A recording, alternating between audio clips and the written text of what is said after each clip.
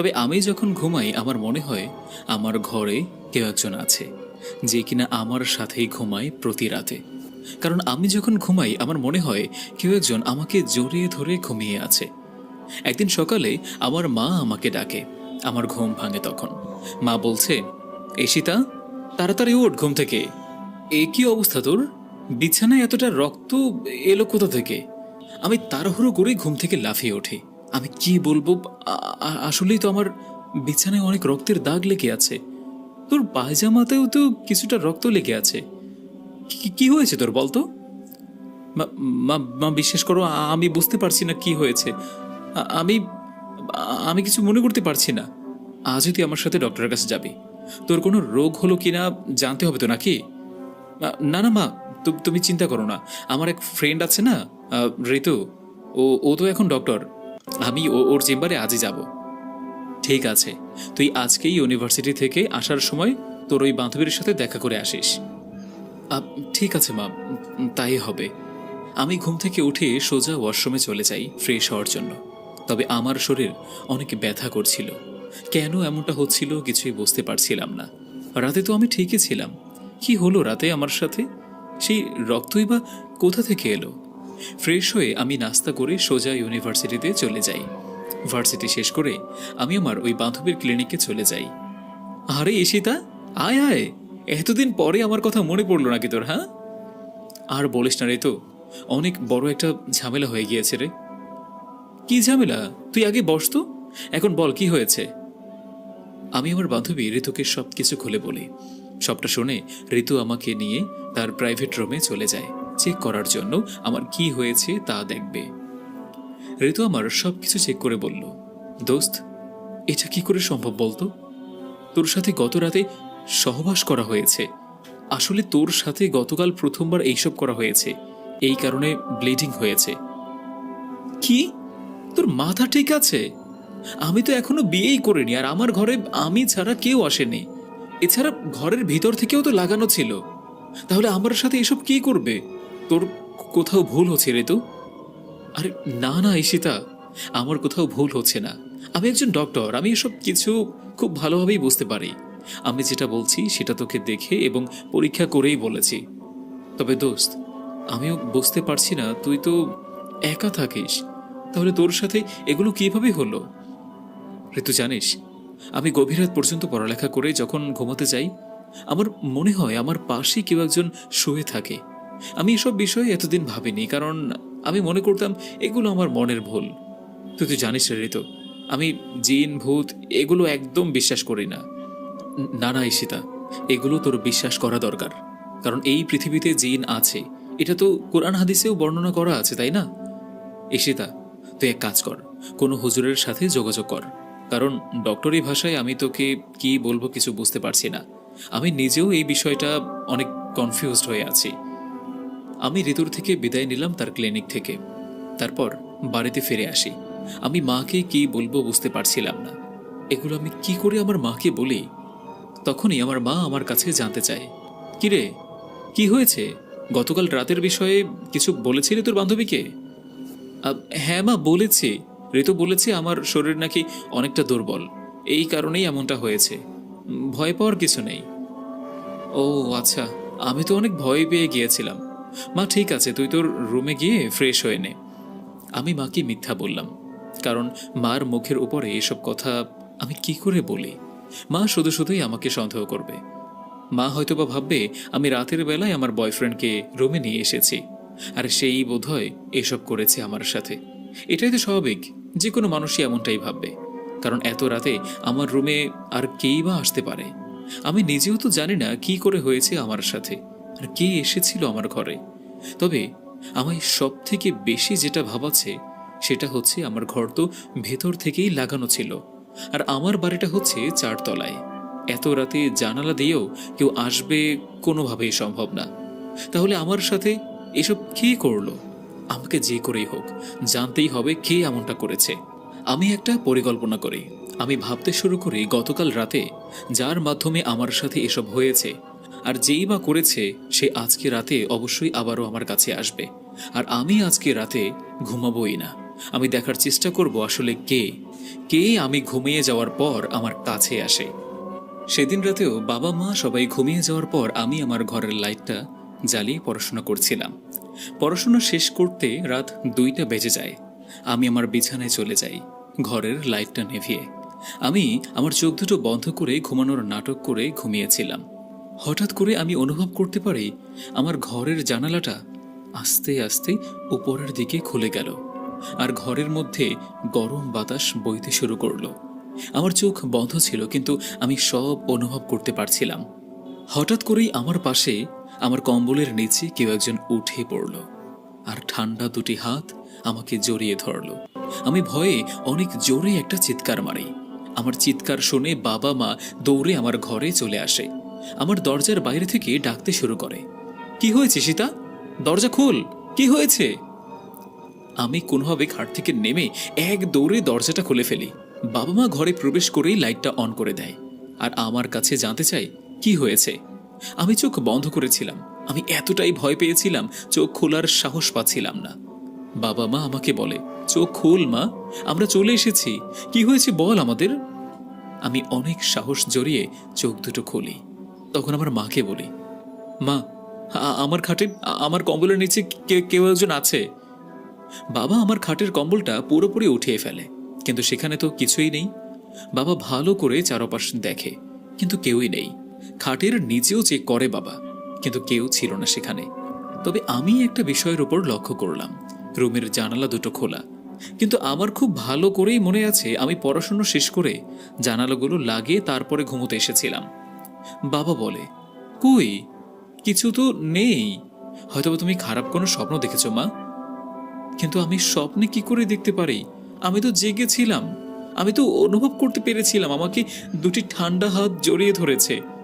কিন্তু আমি কি করে প্রমাণ করব যে কিছু একটা ছিল যেটা কিনা এখন আমার রুমে নেই? আমাকে এত ভয় পেতে দেখে মা বলে, ঠিক আছে ঠিক আছে, আজকে আমি না হয় তোমার সাথেই ঘুমাই, ভয় পাওয়ার কোনো কারণ নেই সীতা, সব কিছু ঠিক আছে। সেদিনের মতো মা আমার সাথে আমার ঘরেই ঘুমায়। আমি কোনোভাবেই ঘুমাতে পারছিলাম না। আমি বুঝতে পারছিলাম না কি হয়ে গেল আমার সাথে। আমি তো খুব স্পষ্টভাবে অনুভব করতে পারলাম কিছু একটা আমাকে জড়িয়ে ধরেছে।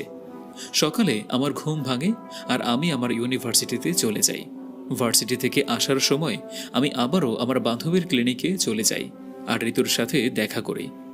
দোস্ত, আমার সাথে না গতকাল রাতে আবারও ঘটেছে। তুই বিশ্বাস কর, আমি অনুভব করেছি কিছু একটা আমাকে জড়িয়ে ধরেছে, যার হাত দুটো খুবই ঠান্ডা ছিল। সবটা শুনে আমার বান্ধবী ঋতু বলল, দেখ ঈশিতা, আমি কিছুতেই বুঝতে পারছি না তোর সাথে কি হচ্ছে। তুই একটা কাজ কর না, তুই বেশ কিছুদিন আমার সাথে আমার ফ্ল্যাটেই থাকবি। আমি তো একাই থাকি, তুই থাকলে আমারও ভালো হবে।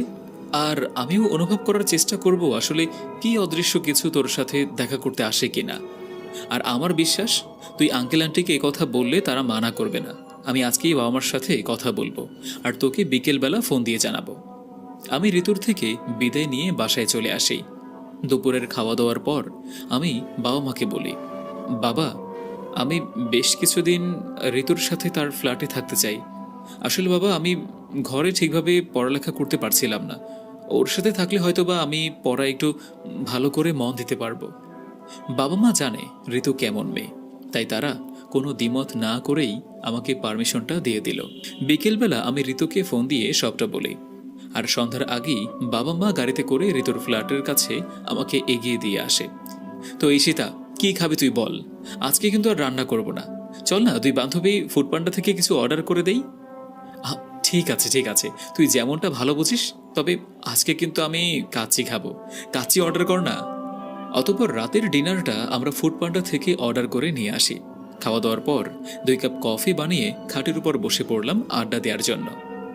আচ্ছা ঋতু, তুই কখনো জিন দেখেছিস? না রে ঈশিতা, আমি এসব কখনো দেখিনি, কিন্তু দাদু দিদার কাছে এসবের অনেক ঘটনা শুনেছি। জানিস, আমার দাদু বলেছে আমাদের গ্রামে নাকি একটি মেয়েকে আরেকটি জিন বিয়ে করে তার সাথে সংসার পর্যন্ত করেছে। কি বলছিস তুই? এটাও সম্ভব?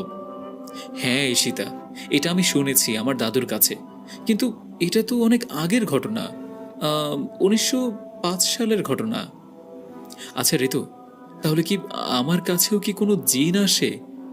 সেটা জানার জন্যই তো তোকে আমার ফ্ল্যাটে নিয়ে এলাম। দেখাই যাক আজ রাতে কিছু হয় কি না। আড্ডা দিতে দিতে রাত্র প্রায় 1টা বেজে যায়।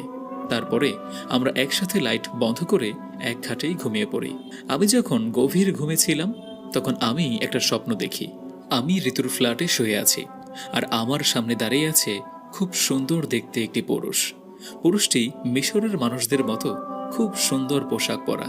সেই পুরুষটি আমাকে বলছে, আমার না খুব কষ্ট হচ্ছে জানো, আমি আজকে ঘুমোতে পারবো না এটা ভেবে। আমি তখন স্বপ্নের মাঝে সেই পুরুষটার সাথে কথা বলতে শুরু করলাম। কে আপনি? আর আপনি ঘুমোতে পারবেন না কেন? তখন সেই সুদর্শন পুরুষটি আমাকে বলে, কি করে বলবো বলো, আজ তো তোমাকে ধরে আমি ঘুমোতে পারবো না, কারণ আজকে তোমাকে জড়িয়ে ধরে আছে তোমার বান্ধবী। হ্যাঁ, আমি চাইলে তার ভিতরে প্রবেশ করেও তোমাকে জড়িয়ে ধরতে পারি, কিন্তু এটাতে আমি কোনো ফিল পাবো না, আর আমার ঘুমও হবে না। তুমি জানো ঈশিতা, আমি গত 5 বছর ধরে তোমাকে জড়িয়ে ধরে প্রতি রাতেই ঘুমাই, কিন্তু এই গত 5 বছরে আমি একবারও তোমার কোনো সুযোগ নেওয়ার চেষ্টা করিনি। কিন্তু সেদিন ওই বৃষ্টির রাতে আমার কি যে হলো, আমার অজান্তেই তোমার সাথে আমি সহবাস করলাম। তুমি এতটা ঘুমাচ্ছিলে যে তুমি কোনো কিছু আলাপই পাওনি। এটার জন্য আমি খুবই লজ্জিত, আমাকে তুমি মাফ করে দিও। তোমাকে প্রতি রাতে জড়িয়ে ঘুমাতে ঘুমাতে এটা আমার অভ্যাস হয়ে গিয়েছে, তাই এখন তোমাকে জড়িয়ে না ধরে ঘুমাতেই পারি না আমি। দয়া করে তুমি কালই তোমার বাড়িতে ফিরে যাও। আমি তোমাকে কথা দিচ্ছি, আমি আর কখনোই তোমার অনুমতি ছাড়া আর তোমার সাথে অন্য কিছু করব না। শুধু একটু তোমাকে জড়িয়ে ধরে ঘুমাবো। তুমি দয়া করে বাড়িতে ফিরে যাও না, প্লিজ। প্লিজ ঈশিতা, আমার কথা রাখো। তখনই আমার ঘুমটা ভেঙে যায়। আমি লাফিয়ে উঠি ঘুম থেকে উঠে আমি হাঁপাচ্ছিলাম, আমার হার্টবিট বেড়ে গিয়েছে। আমাকে এভাবে লাফিয়ে উঠতে দেখে আমার বান্ধবীরও ঘুম ভেঙে যায়। ঋতু উঠে আমাকে বলে, কি হয়েছে সীতা, এভাবে হাঁপাচ্ছিস কেন? আমি আমার বান্ধবীকে সবটা বলি স্বপ্নের বিষয়ে, আর সেই সুদর্শন পুরুষটির বিষয়েও সব কিছু বলি। সবটা শুনে বলে, গত 5 বছর ধরে সে তোর সাথে ঘুমাচ্ছে, আর তুই কোনো আলাপই পাসনি? ঈশিতা, এটা কোনো স্বপ্ন না, আসলে সে একটা জিন। এই কারণেই তো স্বপ্নের মাঝে দেখা করতে এসেছে সে। কিন্তু সে কে আর কোথা থেকে তোর সাথে এলো? গত 5 বছর ধরে সে তোর সাথে আছে। ঈশিতা, আমাদের যত দ্রুত সম্ভব জানতে হবে সেই জিনটা আসলে কে। তাহলে এখন কি করব আমরা? কি করে জানবো সেই জিনটি আসলে কে? ঈশিতা, একটা কাজ করা যায়। শোন, আমি যে ক্লিনিকে জব করি সেখানে ডক্টর আজিম নামে একজন ব্যক্তি আছে। অন্য 5জন ডক্টরের মতো না, সে একটু অন্যরকম। অন্যরকম বলতে তুই কি বোঝাতে চাচ্ছিস? ঠিক বুঝতে পারছি না, একটু বুঝিয়ে বলতো। আসলে হচ্ছে কি, সে ডক্টর হলেও সে অনেক ধার্মিক একজন মানুষ, তাই এসব বিষয়ে অনেক জ্ঞান আছে তার। তার সাথে দেখা করে তাকে সবটা খুলে বললে হয় না। একে তো সে আমার কলিগ, তার উপরে সে অন্য কাউকে বলবেও না। আমার মনে হয় উনি কোনো একটা সাহায্য আমাদের করতে পারবে। আহ, ঠিক আছে, তাহলে আমি কালকে ভার্সিটি থেকে সোজা তোর ক্লিনিকে চলে যাব না? হ্যাঁ, তুই তোর কলিগের সাথে আগে থেকেই কথা বলে রাখিস এই বিষয় নিয়ে, কেমন? ঠিক আছে, তুই চিন্তা করিস না।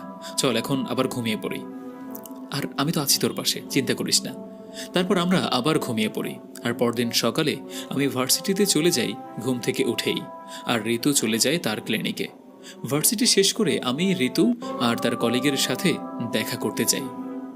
হ্যালো, আমি কি ভিতরে আসতে পারি? আরে আরে, সেটা তো চলেই এসেছিস, আয় না ভিতরে আয়।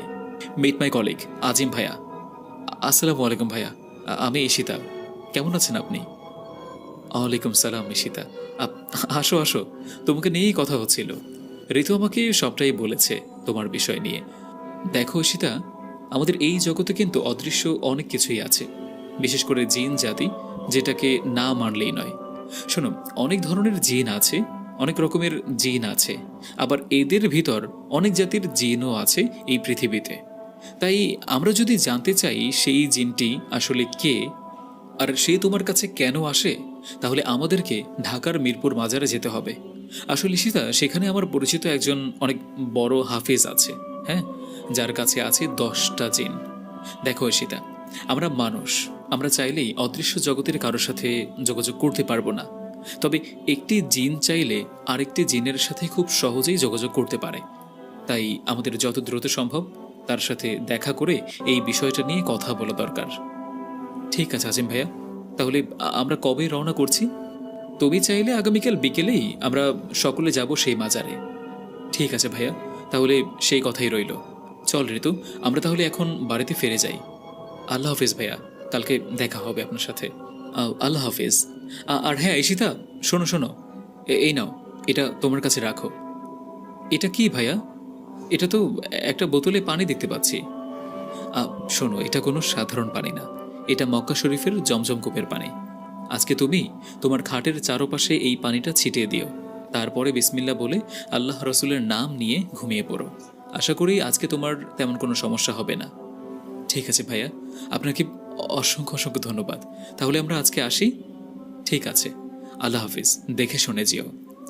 দিনের শেষে রাতের অন্ধকার নেমে আসে।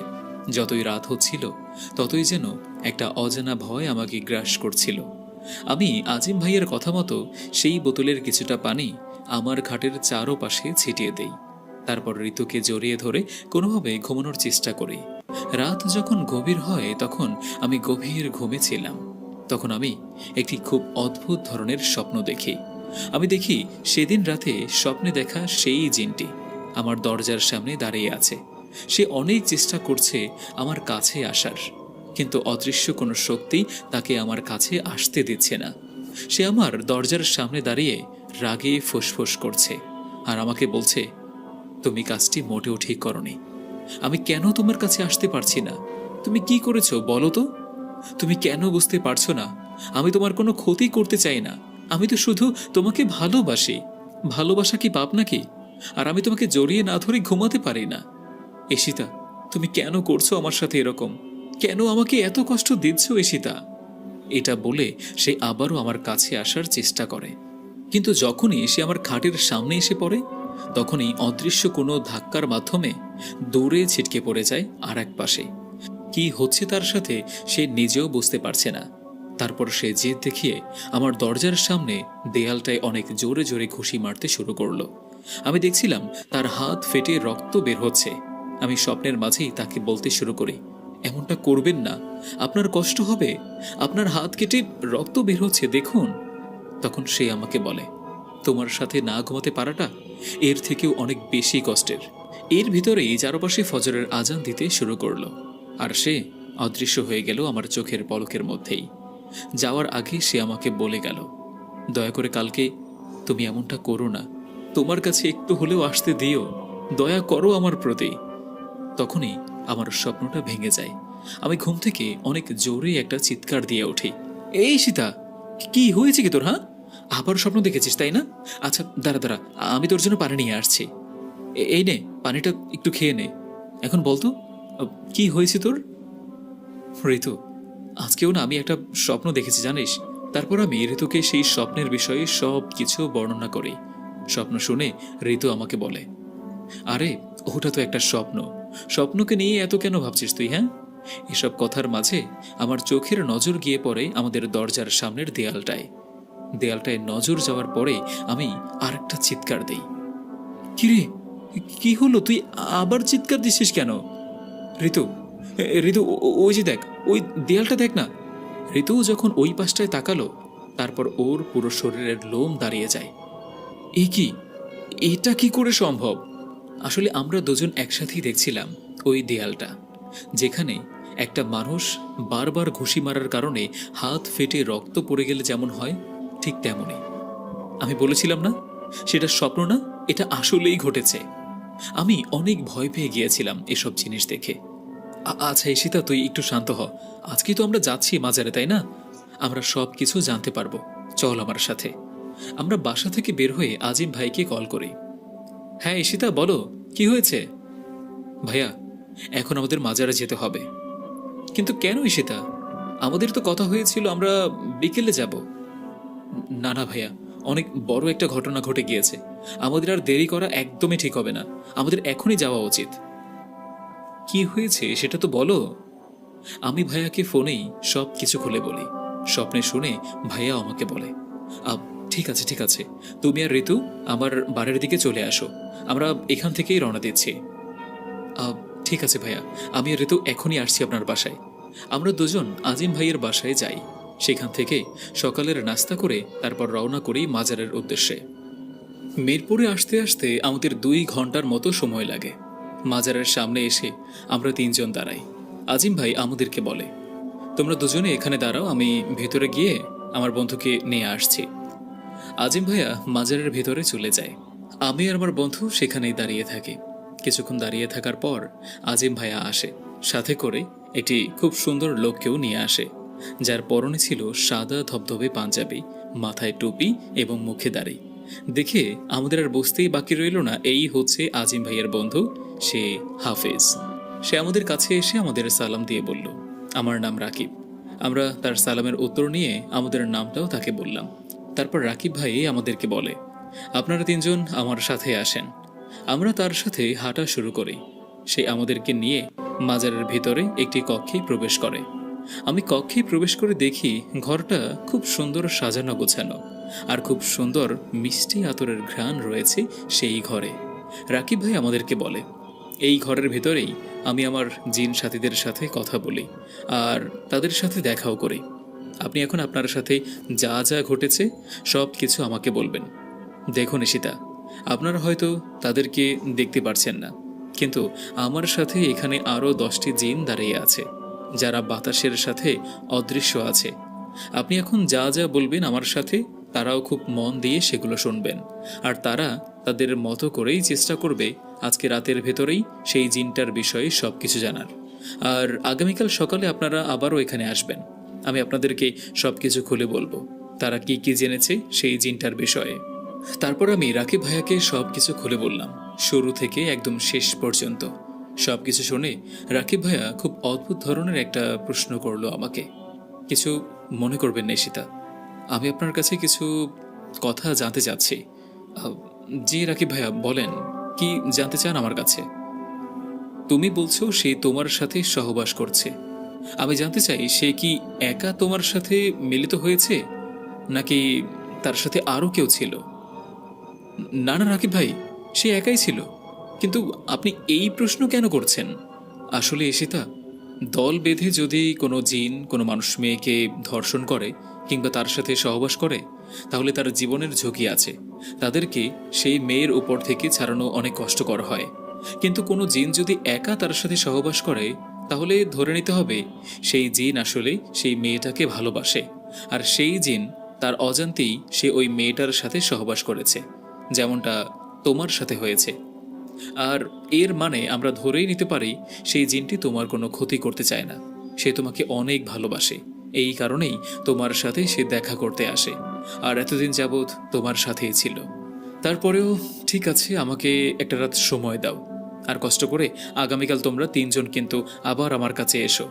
আমার জিন সাথীরা সব কিছু জেনে আমাকে জানাবে, আর আমি তোমাদেরকে বলতে পারবো আসলে সেই জিনটা কে আর কেনই বা তোমার সাথে দেখা করতে আসে। তারপর আমরা রাকিব ভাইয়ের থেকে বিদায় নিয়ে আবার বাড়িতে ফিরে আসি। প্রতিদিনের মতো সেদিনও বিকেল শেষ হয়ে রাত নেমে আসে, আর রাত হতেই একটা অজানা ভয় আমার মনের মধ্যে বাসা বাঁধতে শুরু করে। একটা জিন আমাকে ভালোবাসে, একটা জিন আমাকে ভালোবাসে। আপনারা নিজেরা একটু অনুভব করে দেখুন, অদৃশ্য কেউ আপনাকে ভালোবাসে, আর প্রতি রাতে আপনার কাছে সে আসে। আপনার অজান্তে সে আপনার শরীরকে স্পর্শ করে, আপনার সাথে সে সহবাস করে। ভাবতেই খুব ভয় লাগছে, তাই না? তাহলে আমার অবস্থাটা একটু বোঝার চেষ্টা করুন, কিভাবে রাতগুলো কাটাচ্ছি আমি। রাত নেমে এলেই মনের মাঝে ভয় নেমে আসে। যদি পারতাম সারা রাত না ঘুমিয়ে কাটিয়ে দিতে, তাহলে আমি প্রতি রাতেই না ঘুমিয়ে পার করে দিতাম। কারণ ঘুমালে যদি সে আসে আর আমার শরীরের উপরে ঝাঁপিয়ে পড়ে।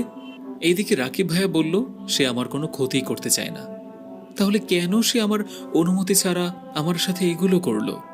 কিরে ঈশিতা, একা একা কি ভাবছিস? ঘুমাবি না? অনেক রাত হয়ে গেল তো। হ্যাঁ, ঘুমোতে তো হবেই। চল ঋতু, ঘুমিয়ে পড়ি। এক মিনিট, জমজমের পানির বোতলটা কোথায় ঋতু? পানির বোতলটা তো এই খাটের পাশেই ছিল। কোথায় বলতো? আপ, সকালে তো এখানেই রেখে গিয়েছিলাম, এখন কোথায় যেতে পারে? ঘর তো আমরা লাগিয়ে গিয়েছিলাম, এমনটা তো নয় যে চোর এসে নিয়ে গিয়েছে। আমি আর ঋতু মিলে 1 ঘন্টা যাবৎ আমাদের ফ্ল্যাটের প্রত্যেকটা কোনায় কোনায় সেই জমজমের পানির বোতলটা খুঁজেই চলেছি, কিন্তু অবাক করার বিষয়, আমরা সেই বোতলটার কোনো দেখাই পাচ্ছি না। যেন রাতারাতির ভিতরেই সেই বোতলটা ঘর থেকে উধাও হয়ে গেল। ঋতু, এবার কি হবে বলতো? এবার আমরা ওকে কি করে আটকাবো? ঈশিতা, ভয় পাস না, কিচ্ছু হবে না, আমি তো আছি।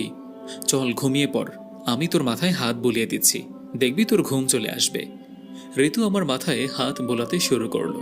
কখন যে ঘুমিয়ে পড়েছি নিজের অজান্তে তা আমি বলতেই পারবো না। হঠাৎ করে একটি সালামের শব্দে আমার ঘুম ভেঙে গেল।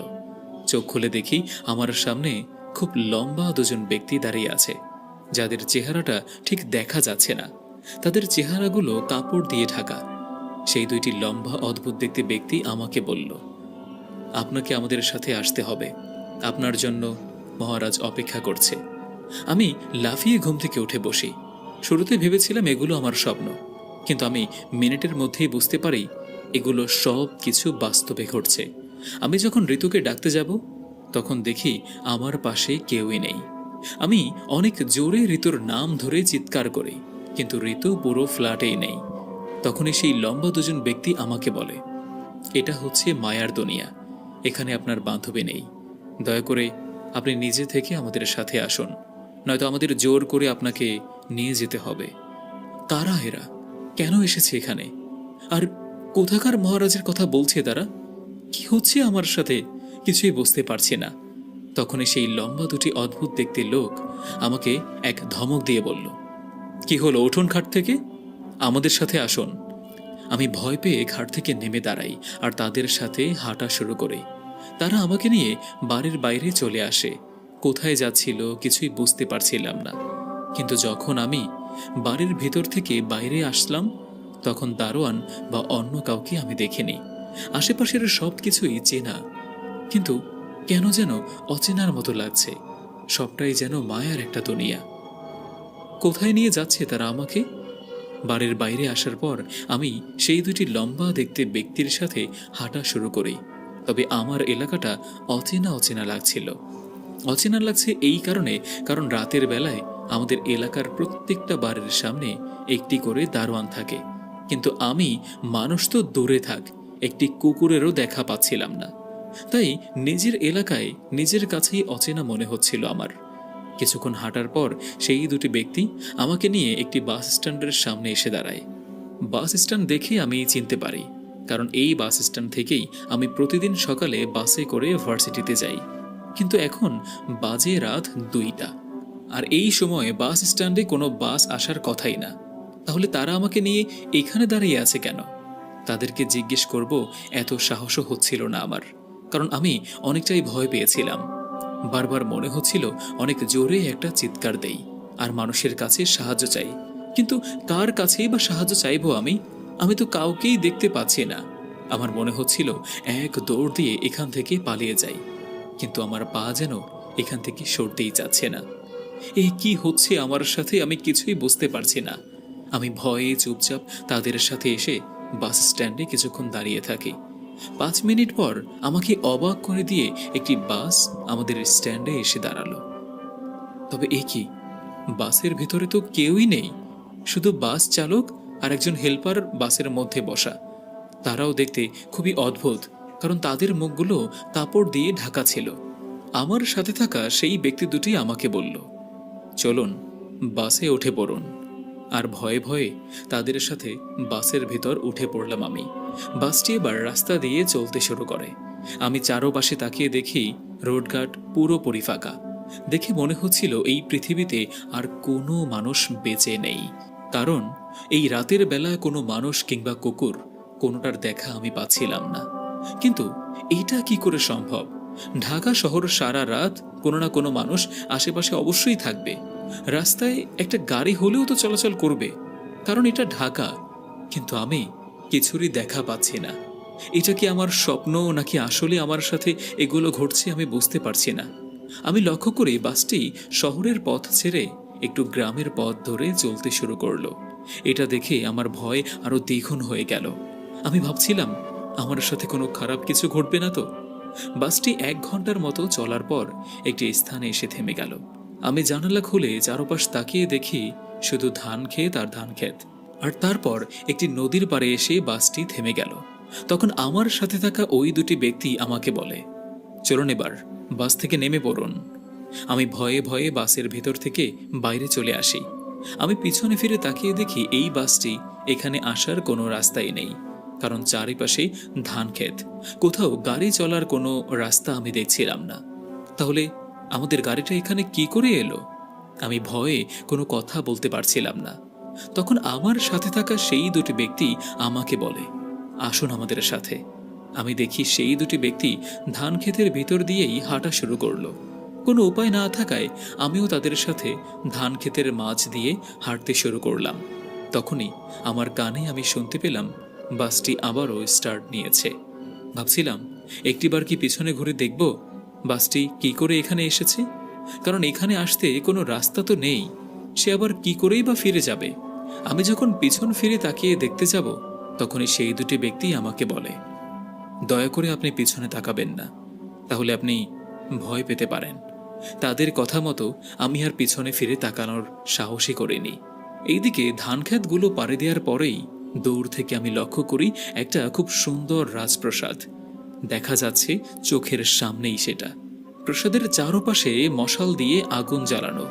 মশালের আগুন দিয়ে চারপাশটা খুব সুন্দরভাবে সাজিয়ে রেখেছে, যেমনটা আগেরকার দিনের রাজা বাদশাদের প্রাসাদ সাজানো হতো।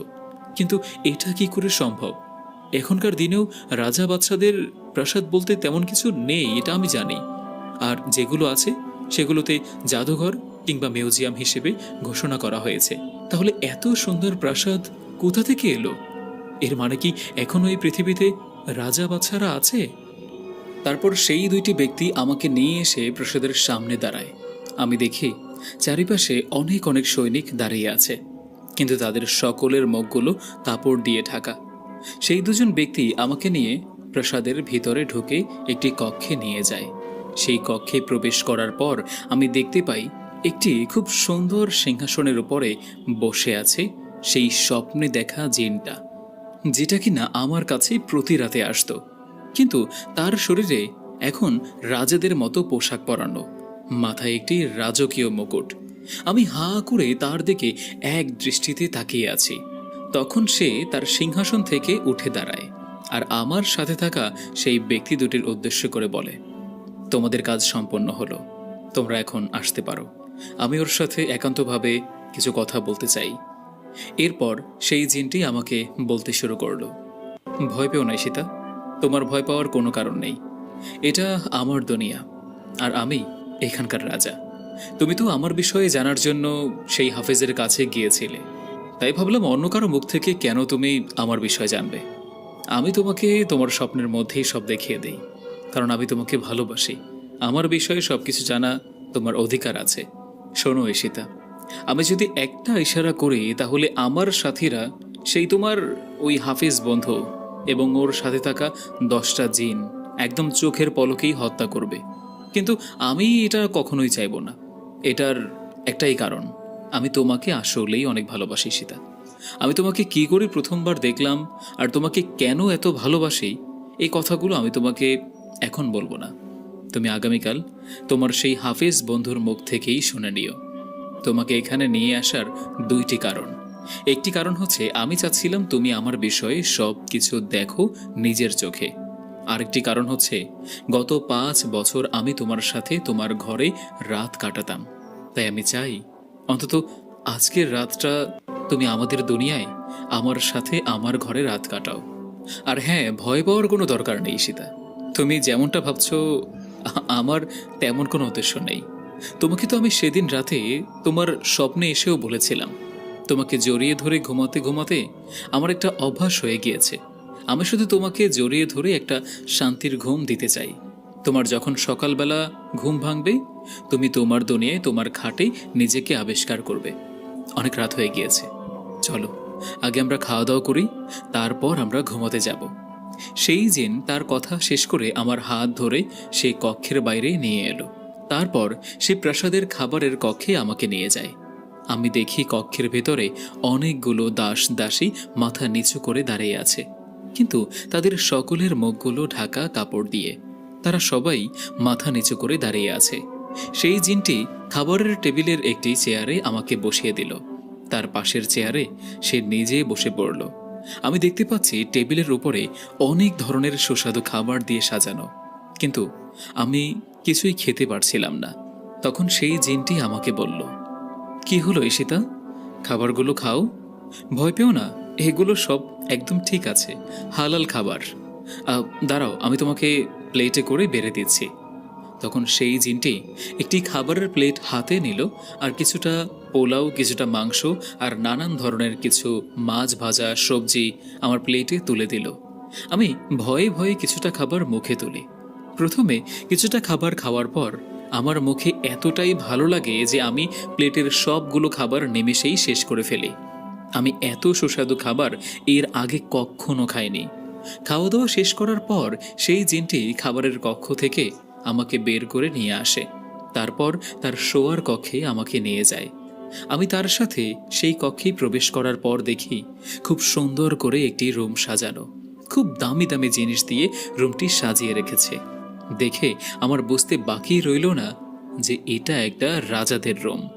সে আমাকে বলল, কি হলো, এভাবে দাঁড়িয়ে আছো কেন, চলো ঘুমোতে যাই। আমি এতটাই ভয় পেয়ে গিয়েছিলাম তার মুখের উপর কোনো কথাও বলতে পারছিলাম না। তারপর আমি সেই ঘরের পালঙের ওপরে শুয়ে পড়ি একটি পাশে। কিছুক্ষণের ভিতরে সেও আমার পাশে এসে শুয়ে পড়ে। তারপর সে তার দুটি হাত আমার শরীরে দিয়ে আমাকে জড়িয়ে ধরে আর আমাকে জড়িয়ে ধরে ঘুমিয়ে পড়ে। যখন আমাকে ধরেছিল আমার হার্টবিট বেড়ে গিয়েছিল, বুকের বাঁ পাশটা যেন খুব ধপধপ করে কাঁপছে। এটা যেন একটা অন্যরকম অনুভূতি, কিন্তু মনের ভিতরে একটা চাপা ভয় রয়ে গেল।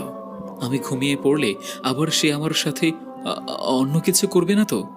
কিন্তু একটা বিষয়ও ভাবছিলাম, তার যদি খারাপ কোনো মতামত থাকতো তাহলে সে আমাকে এত সুন্দরভাবে অতিথি আপ্যায়ন করতো না। সে হয়তোবা সত্যি আমাকে ভালোবাসে।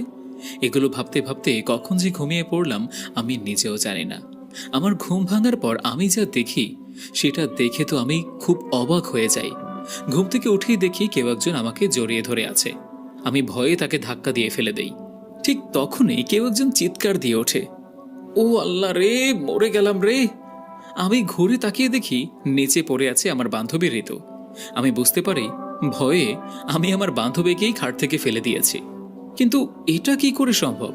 আমি তো গতকাল রাতে রাজবাড়িতে ছিলাম। আমি খাট থেকে নেমে আমার বান্ধবীকে নিচ থেকে তুলে ওঠাই। সরি সরি বান্ধবী, সরি। তখন সে আমার কাছে জানতে চায়, আচ্ছা এই অদ্ভুত আচরণের কারণটা কি? তারপর আমি ঋতুকে সবটা খুলে বলি গতকাল আমার সাথে যা যা হয়েছে। সব শুনে ঋতু আমাকে বলে, এটা কোনোভাবেই সম্ভব না, কারণ আমি রাতে অনেকবার ঘুম থেকে উঠেছি ওয়াশরুমে যাওয়ার জন্য, কিন্তু তোকে তো দেখলাম খাটে গভীর ঘুমে ঘুমিয়ে আছিস। তাহলে তুই কেন বলছিস যে তুই ঘরে ছিলি না? আর তোকে দুজন লোক সেই রাজা বাড়িতে ওই জিনটির কাছে নিয়ে গিয়েছিল, আবার তুই বলছিস তুই সেখানে রাত্র যাপনও করেছিস। আমি কিছুই বুঝতে পারছি না রে দোস্ত, কি হয়েছে আমার সাথে এগুলো আমি কিচ্ছু বুঝতে পারছি না। তোর এইসব প্রশ্নের উত্তর দিতে পারবে ওই রাকিব ভাই। চল দোস্ত, আমরা এখনই মাজারের উদ্দেশ্যে রওনা করি। দাঁড়া, আমি এখনই আজিম ভাইয়াকেও একটা কল দিচ্ছি। ভাইয়া গাড়ি নিয়ে আমাদেরকে এখান থেকে রিসিভ করবেন। আমি ভাইয়াকে কল দিয়েছিলাম, 10 মিনিট পরেই ভাইয়া আমাদের বাসার সামনে এসে আমাদের রিসিভ করবেন। তারপর আমরা 3 জন রওনা দেই সেই মাজারের উদ্দেশ্যে। গাড়িতে বসেছিলাম, আমার মনের মধ্যে অনেক প্রশ্ন উদয় হচ্ছিল। গতকাল রাতে তো আমি দেখেছিলাম যে আমার ঘরে ঋতু নেই, আর সেই 2 লোক আমাকে ঘরের বাইরে রাজার বাড়িতে নিয়ে গিয়েছিল। কিন্তু ঋতু তো বলছিল আমি তো ঘরেই ছিলাম। তাহলে গতকাল রাতে আমার সাথে এত কিছু কি করে হলো? এই সকল কিছুর উত্তর আমাকে জানতেই হবে। এগুলো ভাবতে ভাবতে গাড়িটা মাজারের ভেতরে এসে দাঁড়ালো। গাড়ি থেকে নামতেই দেখতে পাই রাকিব ভাই আমাদের গাড়ির সামনে এসে দাঁড়িয়ে আছে। আমাদের দেখে সে বলল, আমি জানতাম তোমরা আসবে, আমি তোমাদের জন্যই অপেক্ষা করছিলাম, তোমরা আসো আমার সাথে। তারপর আমরা রাকিব ভাইয়ার সাথে তার রুমে প্রবেশ করি। আমি রাকিব ভাইয়াকে সবটা খুলে বলতেই যাব, তার আগে রাকিব ভাই আমাকে বলল, তোমাকে কিছু বলতে হবে না, আমি জানি তোমার সাথে গতকাল রাতে কি কি হয়েছে। তুমি তো জানতে চাও যে এগুলো কি করে হলো। শোনো ঈশিতা, সেই দুজন জিন তোমাকে না, বরং তোমার শরীরের ভেতর থেকে তোমার আত্মাকে একটি প্রক্রিয়ার মাধ্যমে তোমার শরীরের ভেতর থেকে আলাদা করে তাদের সাথে করে সেই রাজবাড়িতে নিয়ে গিয়েছিল। এই কারণেই তোমাকে ঋতু দেখেছিল তুমি গভীর ঘুমে ঘুমিয়ে আছো, আর ওইদিকে তুমি রাজবাড়িতে ছিলে। শোনো ঈশিতা, আমি আমার সাথীদের মধ্যে জানতে পেরেছি সে আসলে কে এবং তার নাম কি, আর সে কোথায় থাকে। সে হচ্ছে 3 লাখ শক্তিশালী জিনদের রাজা। তার নাম হচ্ছে ইয়ামিন শেখ। একটা কথা সত্য, সে যদি চাইতো তাহলে অনায়াসেই আমার 10 জন সাথীকে হত্যা করতে পারত, কিন্তু সে এমনটা করেনি, কারণ সে চাচ্ছিল আমি তার বিষয়ে সব কিছু তোমাকে বলি। ঈশিতা, মহারাজ ইয়ামিন শেখ তোমাকে আসলেই মন থেকে অনেক ভালোবাসে। আর তোমার মনে আছে, আজ থেকে আরও 5 বছর আগে তুমি গ্রামের বাড়িতে তোমার বাবা মায়ের সাথে ঘুরতে গিয়েছিলে, আর বিকেল বেলায় তোমার মামাতো বোনের সাথে সেই গ্রামের নদীর পাড়ে হাঁটতে বের হয়েছিলে। তখন তোমার চোখে পড়েছিল নদীর মাঝ বরাবর খুব সুন্দর কিছু পদ্ম ফুল। তখন তুমি সেই ফুলগুলো নিজের হাতে নিতে চেয়েছিলে। তখনই তোমার চোখে পড়েছিল ঘাটে একটি নৌকা, আর নৌকার মাঝে একটি খুব সুন্দর পাঞ্জাবি পরা লোক বসে আছে।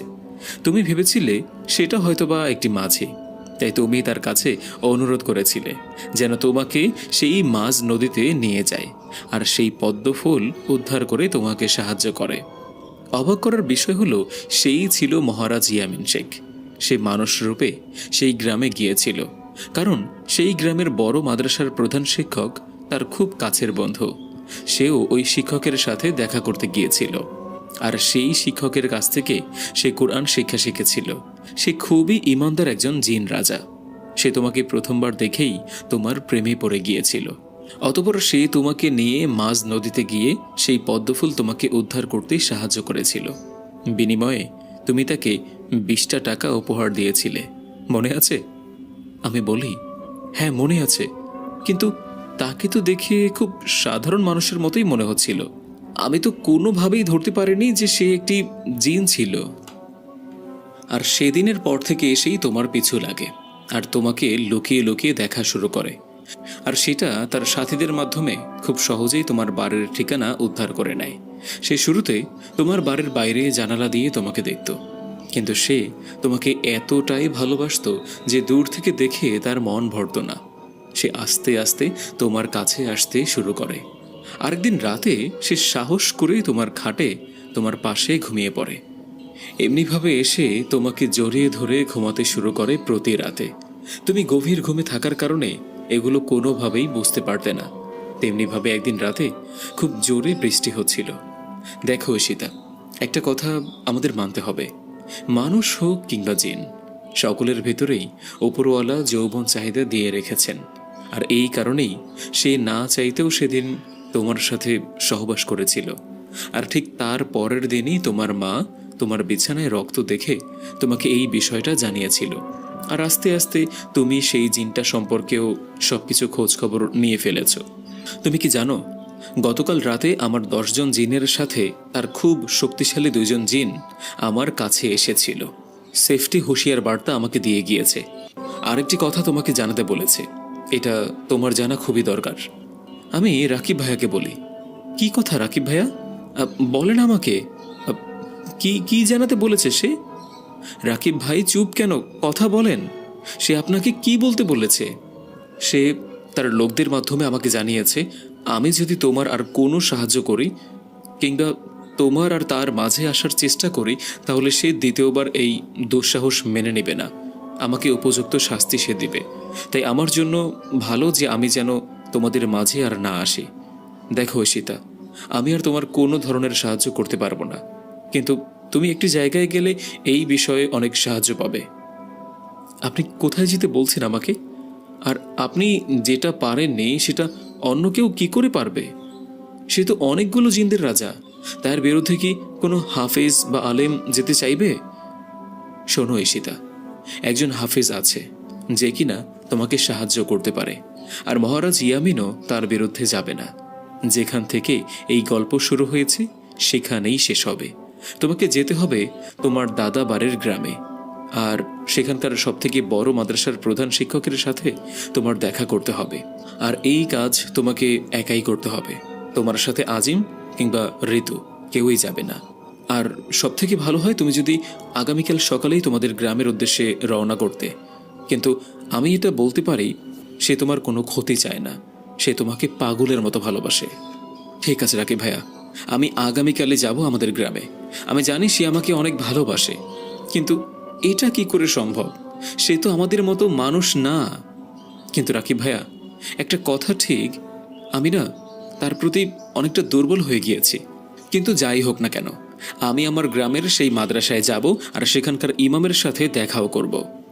কিন্তু আমি মহারাজ ইয়ামিনকে আমার পিছু ছাড়াবো এই কারণে না।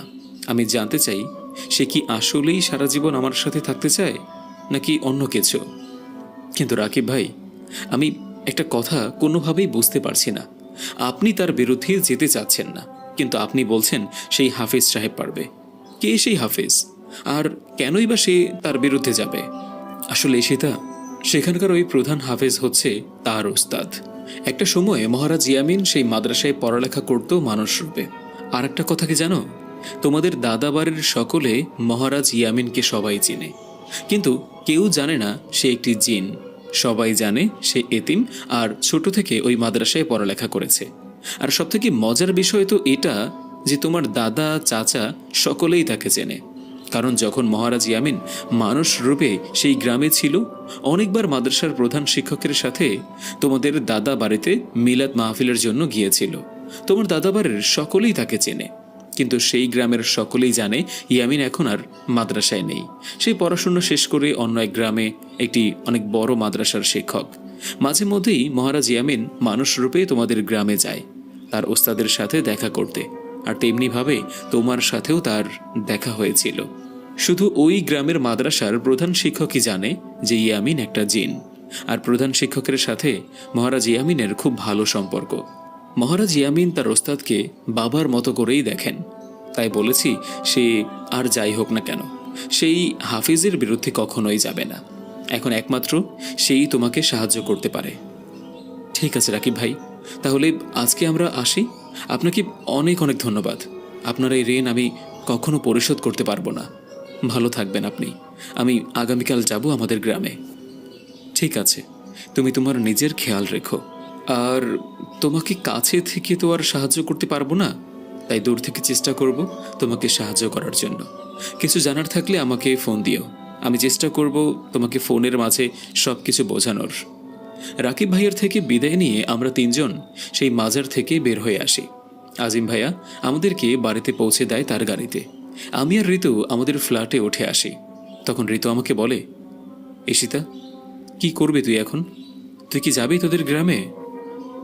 হ্যাঁ রে, আমি কাল সকালেই রওনা করব। তুই দয়া করে আমার বাবা মাকে কিছুই বলিস না প্লিজ। ঠিক আছে, তুই চিন্তা করিস না, আমি আঙ্কেল আন্টিকে কিচ্ছু বলবো না। কিন্তু আমার না খুব টেনশন হচ্ছে। তুই আসলে কি করতে চাচ্ছিস? তুই কি আসলেই সেই জিনটার প্রেমে পড়ে গেলি নাকি? তুই কি ভুলে গেলি ও তোর সাথে সহবাস করেছে, যেটা তোর স্বামীর অধিকার ছিল? তারপরও ওকে এত সম্মান করিস কি করে বলতো? হ্যাঁ, এটা ঠিক, ও আমার অনুমতি ছাড়া আমার শরীরের সাথে খেলা করেছে। কিন্তু ঋতু, তুই যদি গতকাল আমার সাথে ওদের রাজ্যে যেতে পারতে, তাহলে দেখতি ও আমাকে কতটা সম্মান করেছে। তুই জানিস, আমি ওর সাথে ঘুমিয়েছি, কিন্তু ও শুধু আমাকে জড়িয়ে ধরেছে, অন্য কিছুই করেনি। আর গত 5 বছর ধরে ও আমাকে দেখে শুনে রাখছে, প্রতি রাতেই আমার সাথে ঘুমাচ্ছে। ও চাইলে এই সুযোগটা অনেক আগেই নিতে পারত, আর অনেকবার নিতে পারত, কিন্তু ও এমনটা কখনোই করেনি। যা হয়েছে, একটা অ্যাক্সিডেন্ট ছিল সে রাতে। আমি আগামীকাল যাব আর মহারাজ ইয়ামিনের বিরুদ্ধে একটা নালিশ করব সেই হাফিজের কাছে। আমি আমার সাথে যা যা হয়েছে সব কিছুর অধিকার চাইব। ঈশিতা, তুই কি করতে চাইছিস আমি এখনো না কিছু বুঝতে পারছি না। হইছে, তোর বুঝতেও হবে না, এখন রান্না করি চল। আমরা সেদিনের মতো রান্না করে খেয়ে ঘুমিয়ে পড়ি। সেদিন রাতে আমার সাথে আর কিছুই ঘটে না। পরদিন আমি খুব সকাল সকাল উঠে বাস স্ট্যান্ডে চলে আসি। তারপর এখান থেকে সোজা রওনা করি আমাদের গ্রামের উদ্দেশ্যে। আমাদের গ্রামের বাড়ি বরিশাল বিভাগে। আমি আমার দাদুকে একটা ফোন দেই আর বলি, দাদু, আমি আসতেছি তোমাদের বাড়িতে। দাদু আমার মুখে এই কথা শুনে অনেক অবাক হয়ে যায় আর আমাকে বলে, তুমি হঠাৎ করে আসতেছি বললে যে, মানে তোমার বাবা মা তারা আসবে না? তারা তো কিছুই জানালো না আমাকে। আসলে দাদু, আমি বাবা মাকে না জানিয়েই আসতেছি। অনেকদিন তো তোমাদের দেখি না, তাই আসতেছি। আর তুমি তো তোমার ছেলেকে চেনোই, সে কোনোভাবেই একা একা আসতে দেবেই না আমাকে। কিন্তু এখন তো আমি অনেকটা বড় হয়ে গিয়েছি, তাই না? তুমি কিন্তু বাবা মাকে ম্যানেজ করে নেবে দাদু। ঠিক আছে দাদু ঈশিতা, তুই দেখে শুনে আস। হ্যাঁ, আমি তোকে আনার জন্য বাস স্ট্যান্ডে লোক পাঠিয়ে দিচ্ছি। অনেক অনেক ধন্যবাদ আমার মাই ডিয়ার দাদু। তার 2 ঘন্টা পর আমাদের বাসটি ঢাকার বুক চিরে গ্রামের পথ দিয়ে চলতে শুরু করলো। তার 1 ঘন্টার ভেতরেই বাসটি আমাদের গ্রামে পৌঁছে গেল। 5 বছর পর আবারও চলে এলাম আমাদের সেই গ্রামে। এই 5 বছরে একবারও আমাদের গ্রামে আসা হয়নি। বাবার চাকরি আর আমার পড়াশোনার জন্য চেষ্টা করার পরেও আসতে পারেনি, কিন্তু আজকে আমি একাই আসতে বাধ্য হলাম শুধু তার জন্য। এইদিকে আমি বাস থেকে নামতেই দেখতে পেলাম আমাদের গ্রামের খুব পরিচিত একজন ভ্যানওয়ালা চাচাকে। দাদু পাঠিয়েছে হয়তো। অতঃপর আমিও ভ্যানে চড়ে বসলাম আর ভ্যান চলতে লাগলো আমাদের দাদা বাড়ির উদ্দেশ্যে। 20 মিনিটের ভেতরেই ভ্যানটি আমার দাদা বাড়িতে পৌঁছে গেল। দাদু দাদি এবং চাচা চাচি সকলে আমাকে দেখে অনেক খুশি হয়। 5 বছর পর অনেক লম্বা একটা সময়। দাদা বাড়িতে দুপুরে অনেক মজা করে খাওয়া দাওয়া করি সকলের সাথে। আমার এই দাদা বাড়িতে সব থেকে কাছের বন্ধু হচ্ছে আমার চাচাতো বোন তানিয়া। আমি তানিয়াকে সব কিছু খুলে বলি সেই জিন রাজা ইয়ামিনের সম্পর্কে, আর তাকে অনুরোধ করি যেন আমাকে গ্রামের সব থেকে বড় মাদ্রাসার প্রধান শিক্ষকের সাথে দেখা করার ব্যবস্থা করে দেয়। আমার বোন তানিয়া একটি ছেলের সাথে প্রেম করত, তার বাড়িও ওই গ্রামে। তার নাম ছিল রানা। আর রানা ভাইয়া আমাকে বিকেলবেলা নিয়ে যায় এই গ্রামের সবথেকে বড় মাদ্রাসার প্রধান শিক্ষকের সাথে দেখা করতে। আমি আর তানিয়া চাচা চাচিকে বলি আমরা বাইরে ঘুরতে যাচ্ছি। তারপর আমি মাদ্রাসার সামনে এসে দেখি এটা একটা অনেক বড় মাদ্রাসা। পুরো বরিশাল বিভাগের মধ্যে অনেক অনেক জেলায় আমাদের এই মাদ্রাসার নাম ছড়িয়ে আছে। মাদ্রাসার ভেতরে অপেক্ষা কক্ষে আমি আর তানিয়া অপেক্ষা করতে থাকি, আর ওইদিকে রানা ভাইয়া চলে যায় প্রধান শিক্ষকের সাথে দেখা করতে। 10 মিনিট পর রানা ভাই আমাদের কাছে এসে বলে, চলো আমার সাথে, দোতলায় যেতে হবে প্রধান শিক্ষকের কক্ষে। সে দেখা করার জন্য রাজি হয়েছে। আমি বলেছি যে তুমি তার সাথে খুব দরকারি কিছু কথা বলতে চাও। আমি তখন রানা ভাইকে বলি, সে এত অল্পতেই রাজি হয়ে গেল? তখন রানা ভাই আমাকে বলে, জানি না কেন, তাকে যখন বললাম তোমার বিষয়ে, সে বলল সে চলে এসেছে। ঠিক আছে, নিয়ে আসো তাকে। সে যেভাবে বলছিল আমার মনে হচ্ছিল যে সে মনে হয় তোমাকে আগে থেকেই চেনে, এমনটাই মনে হচ্ছিল আমার। তারপর আমি তানিয়া রানা ভাই দোতলায় প্রধান শিক্ষকের কক্ষে যাই। কক্ষের ভেতরে প্রবেশ করে আমি দেখতে পারি একটা বৃদ্ধ লোক, বয়স আনুমানিক 60 অথবা 65 হবে। খুব লম্বা পাকা দাড়ি আর খুব সুন্দর একটি সাদা জুব্বা পরা, কপালের মাঝখানে একটি কালো দাগ, মাথায় টুপি। আমরা সকলেই তাকে খুব লম্বাভাবে সালাম দিলাম। সে আমাদের সালামের উত্তর নিয়ে মুখে হাসি দিয়ে বলল, রানা, তুমি আর তানিয়া একটু বাইরে গিয়ে বসো আর দরজাটা হালকা চাপিয়ে দিও। আমি ওর সাথে একান্তভাবে কিছু কথা বলতে চাই। রানা ভাই আর তানিয়া হাফিজ সাহেবের কথা মতো বাইরে গিয়ে বসল। হাফিজ সাহেব আমাকে বলল, মা ভয় পেও না, আমি যে তোমার দাদার বয়সী, তুমি আসো এখানটায়, এই চেয়ারটায় বসো। আমি তার কথা মতো চেয়ারে গিয়ে বসি। এরপর হাফিজ সাহেব আমাকে বলে, আমি জানি তুমি কে আর কী কারণে এখানে এসেছো। আসলে এসিতা, আমার এই মাদ্রাসায় এখনও 500 জিনের সন্তানরা মানুষরূপে পড়াশোনা করছে। তাদের ভেতরেই একজন এসে আমাকে তোমার বিষয়ে সব কিছু বলেছে। তুমি জিনদের রাজা ইয়ামিন জিনের সম্পর্কে জানতে এসেছো, তাই তো? তখন আমি তাকে বলি, না না, আমি তার সম্পর্কে যথেষ্ট জানি। আমি আপনার কাছে আমার সাথে যা যা হয়েছে তার বিচার চাইতে এসেছি। আপনাকে সঠিক বিচার করতে হবে। কি হয়েছে তোমার সাথে আর কিসের বিচার চাইতে এসেছো আমাকে বলো মা। সে আমার সাথে সহবাস করেছে, তাই আমি চাই মহারাজ ইয়ামিন আমাকে বিয়ে করবে আর সকল ব্যবস্থা আপনি নিজে করবেন। ঈশিতা মা, তুমি যা বলছো ভেবে বলছো তো? সে কিন্তু তোমার মতো মানুষ না, সে একটা জিন। হ্যাঁ ইমাম সাহেব, আমি যা বলছি সব কিছু ভেবেই বলছি। দেখুন, সে আমার সাথে যা করেছে সেটা আমার স্বামীর অধিকার ছিল, যা হওয়ার তা হয়ে গিয়েছে। এখন আমিও তার নিজের বউয়ের অধিকার আদায় করব। ঠিক আছে মা, তুমি যা বলছো তাই হবে। এখন তুমি তোমার বাড়িতে ফিরে যাও। আমি রাতে ইয়ামিনের সাথে কথা বলবো, আর সে রাতের বেলায় তোমার সাথে দেখা করতে আসবে। আর আগামীকাল সে মানুষ রূপে আমার সাথে দিনের বেলায় তোমাদের বাড়িতেও আসবে। আর আমি তোমার দাদাকে তোমাদের বিয়ের বিষয়ে প্রস্তাবও দেব। আর আমি যতটুকু জানি তোমার দাদা বাড়ির সকলেই ইয়ামিনকে অনেক পছন্দ করে। এর আগেও তোমার চাচা যান তোমাদের বিয়ের বিষয়ে আমার সাথে কথা বলেছিল, কিন্তু তখন তো আর জানতাম না যে ইয়ামিন তোমাকে পছন্দ করে। তখন আমি তোমার চাচাকে মানা করে দিয়েছিলাম, কারণ ইয়ামিন একটা জিন। কিন্তু এই কথা তো আর তোমার চাচা যান জানতো না। সে ভেবেছিল ইয়ামিন মানুষ, আর সে আমার মাদ্রাসার একটা এতিম সন্তান। আসলে ইয়ামিন দেখতে এত সুদর্শন যে সে যখন এই গ্রামে ছিল মানুষ রূপে, গ্রামে ঘুরতে বের হতো, যেই দেখতো সেই পছন্দ করে ফেলতো তাকে। তারপর আমি ইমাম সাহেবকে বলি, ঠিক আছে, আমি এখন চলে যাচ্ছি। আমি রাতের বেলায় কিন্তু ইয়ামিনের জন্য অপেক্ষা করব। আপনি তাকে বুঝিয়ে সুঝিয়ে আমার কাছে পাঠিয়ে দিন। আর হ্যাঁ, তাকে কিন্তু রাজি করাতেই হবে বিয়ের বিষয়ে। তুমি চিন্তা করো না মা, সে আমার কথার বিরুদ্ধে কখনোই যাবে না। তুমি নিশ্চিন্তায় বাড়িতে ফিরে যাও। তারপর আমি ইমাম সাহেবের কক্ষের বাইরে চলে আসি। তারপর রানা ভাইয়া আর তানিয়াকে নিয়ে বাড়িতে ফিরে আসি। রাতে আমি আর তানিয়া একই রুমে ঘুমিয়েছি। আমি তানিয়াকে সব কিছু খুলে বলি, যা যা ইমাম সাহেব আমাকে বলেছে। তানিয়া আমাকে বলে, আমি তো ইয়ামিন সাহেবকে চিনি, সে খুবই ভালো একজন ইমাম। সে আগে তো আমাদের এই মাদ্রাসায় থাকতো, আর আমাদের বাড়িতেও মিলাদ মাহফিলের জন্য অনেকবার এসেছে। সে খুবই ভালো একজন ব্যক্তি। কিন্তু আমি তো বিশ্বাসই করতে পারছি না যে সে একটা জিন। তাকে দেখে কোনোভাবেই বোঝা যাচ্ছিল না যে সে কোনো সাধারণ মানুষ না।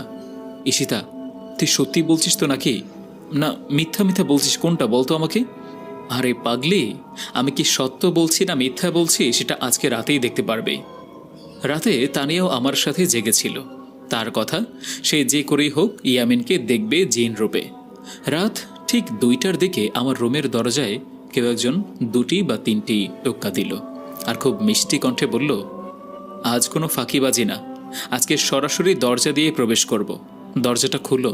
আমি ইয়ামিন বলছি। তুমি আমাকে আসতে বলেছিলে না, তাই চলে এলাম। আমি তখন খুশিতে আত্মহারা হয়ে যাই।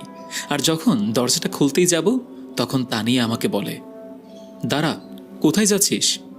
সে না জিন, সে তো চাইলেই দরজার ভেতর দিয়েও আসতে পারে, তাই না? ও, বুঝতে পেরেছি।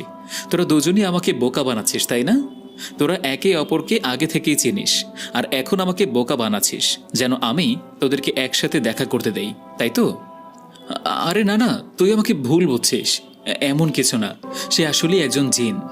ঠিক আছে, তাহলে তুই প্রমাণ কর। তাকে বল সে যেন অদৃশ্য হয়ে ঘরের ভেতরে প্রবেশ করে। উফ, তোর জ্বালায়।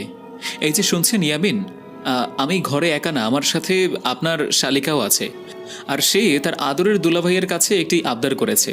আপনার শালিকা চায় আপনি অদৃশ্য হয়ে ঘরের ভেতরে প্রবেশ করেন। এখন এটা সম্পূর্ণ আপনার ওপরে। আপনি কি আপনার শালিকার আবদারটি রাখবেন নাকি রাখবেন না? তখন দরজার বাইরে থেকে ইয়ামিন বলল, আমার আদরের শালি তার দুলাভাইয়ের কাছে একটা আবদার করেছে, আমি কি না রেখে পারি? তখনই আমি আর তানিয়া দেখি কিছু সাদা ধোঁয়া দরজার নিচ দিয়ে ঘরের ভিতরে প্রবেশ করলো। আর আস্তে আস্তে সেই ধোঁয়া থেকে একটি খুব সুন্দর মানুষের আকৃতি তৈরি হলো। আমাদের সামনে দাঁড়িয়ে আছে ইয়ামিন, একটি খুব সুন্দর রাজকীয় পোশাক পরা সে। তানিয়া ইয়ামিনকে এই রূপে প্রথম দেখল, কারণ এর আগে যতবার সে ইয়ামিনকে দেখেছে খুব সাধারণ একটি পাঞ্জাবি আর টুপি পরা অবস্থায়, সে তাকে এই রূপে দেখে বিশ্বাস করতেই বাধ্য হলো যে আসলে ইয়ামিন একজন জিন রাজা। কিন্তু তানিয়া এই বিষয়টা বেশিক্ষণ নিতে পারল না। সে এটা দেখে অনেক ভয় পেল, আর সেখানে অজ্ঞান হয়ে মাটিতে লুটিয়ে পড়ল। আমি আর ইয়ামিন তার কাছে গেলাম। ইয়ামিন আমাকে বলল, ভয় ভর কিছু নেই, সে এইসব জিনিস দেখে অনেকটা ভয় পেয়ে গিয়েছে, তাই হয়তো জ্ঞান হারিয়েছে, সকালেই তার জ্ঞান ফিরে আসবে। এদিকে আমি আর ইয়ামিন তানিয়াকে মাটি থেকে তুলে তানিয়ার খাটে শুইয়ে দিলাম। তারপর ইয়ামিন আর আমি আমার খাটের উপর এসে বসে পড়ি। ইয়ামিন আমাকে বলে, তোমার মাথা ঠিক আছে তো? হ্যাঁ, তুমি ইমাম সাহেবকে গিয়ে কি বলেছো এইসব? দেখো, আমি তোমাকে অনেক পছন্দ করি, তোমাকে অনেক ভালোবাসি, তোমাকে বিয়েও করতে চাই, কিন্তু তুমি যদি আমাকে বিয়ে করো তাহলে তোমার জীবনটা নষ্ট হয়ে যাবে। কারণ আমি তো তোমাদের মতো সাধারণ মানুষ না। আমার জগৎ আলাদা, আলাদা আমার দুনিয়া, আলাদা আমার লোকজন। সেখানে তুমি কি করে থাকবে? তখন আমি ইয়ামিনকে বলি, এই সকল কিছু কি তখন মাথায় ছিল না যখন তুমি আমার কাছে এসেছিলে, যখন তুমি আমার স্বামীর অধিকারটা কেড়ে নিলে? এখন আমি যখন তোমার স্ত্রীর অধিকার নিতে চাচ্ছি, আর তখনই চলে এলো তোমার এত বাধা।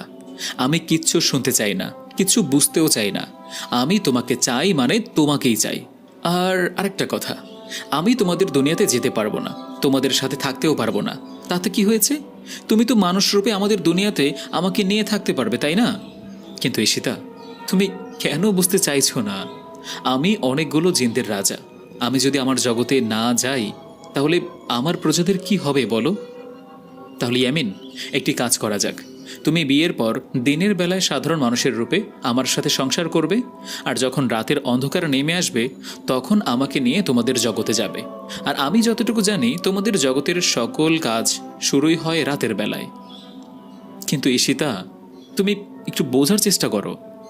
আমি আর কোনো ব্যাখ্যা শুনতে চাই না ইয়ামিন। আর হ্যাঁ, ঠিক আছে, আমি আর তোমাকে কোনো জোর করব না। তুমি চলে যেতে পারো আমার জীবন থেকে, কিন্তু মনে রেখো, আর কোনো দিন আমার কাছে আসার চেষ্টাও করবে না তুমি।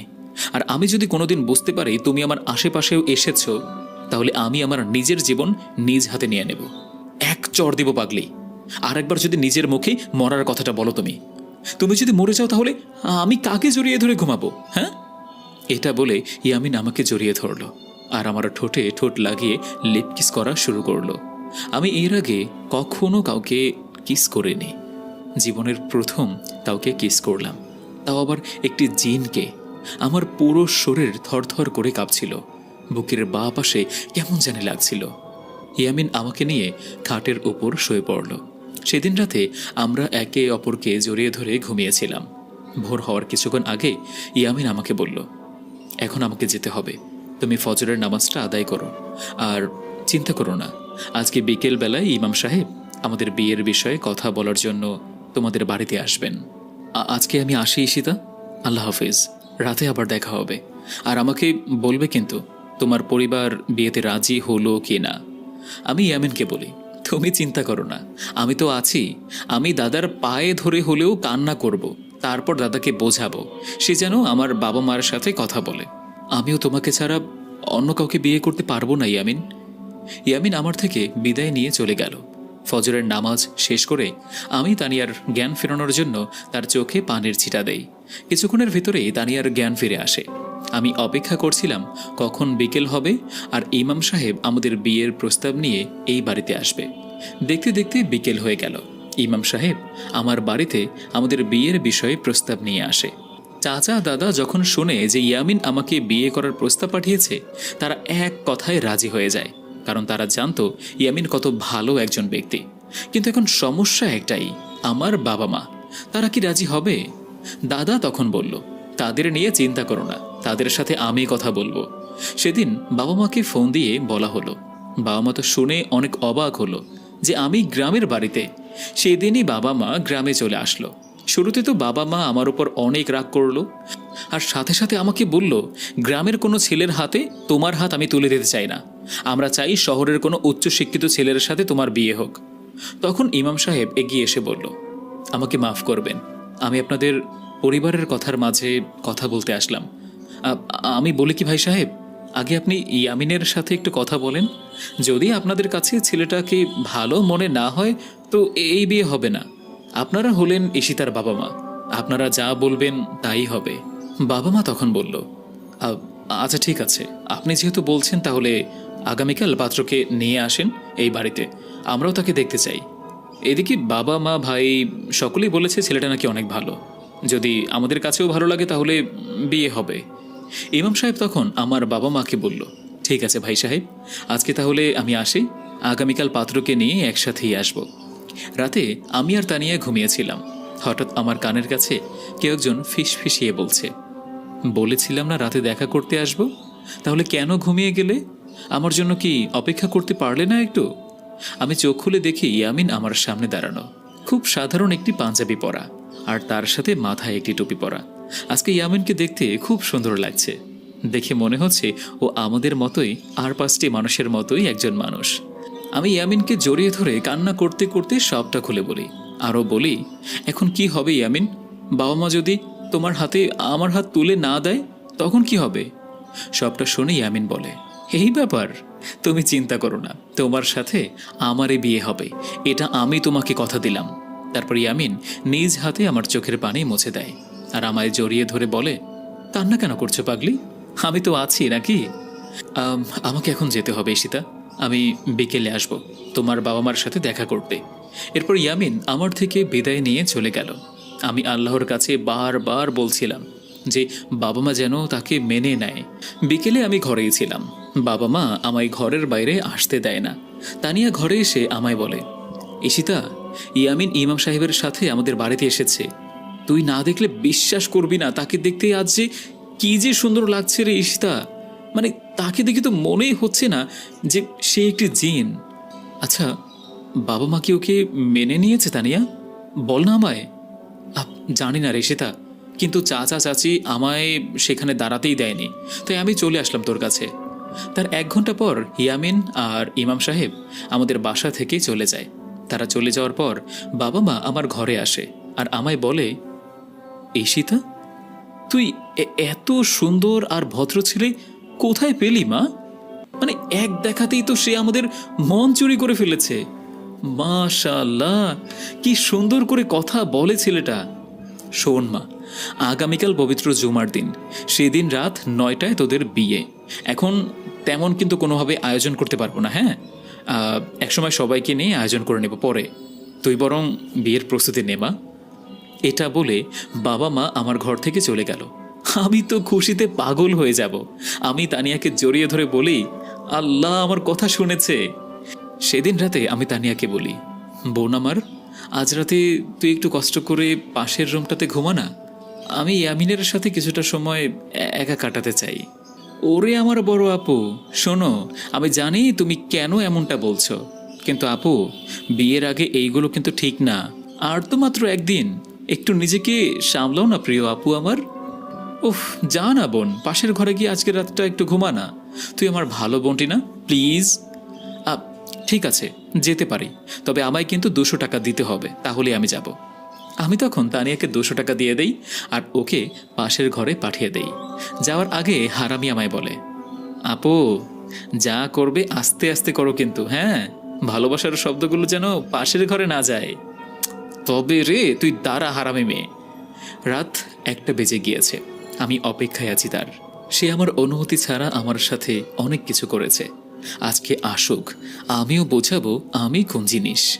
রাত 2টা 20, আমি একটি নীল রঙের শাড়ি পরে বিছানার উপরে শুয়ে আছি, ঘুমানোর নাটক করছি। ইচ্ছে করেই আমার কোমরটা যেন দেখা যায় এমনভাবে শাড়ি পরে আছি আমি। আমি লক্ষ্য করি আমার ঘরটা ঠান্ডা একটা বাতাসে ভরে গেল আর দরজার ফাঁকা দিয়ে কিছু সাদা ধোঁয়া ঘরে প্রবেশ করলো।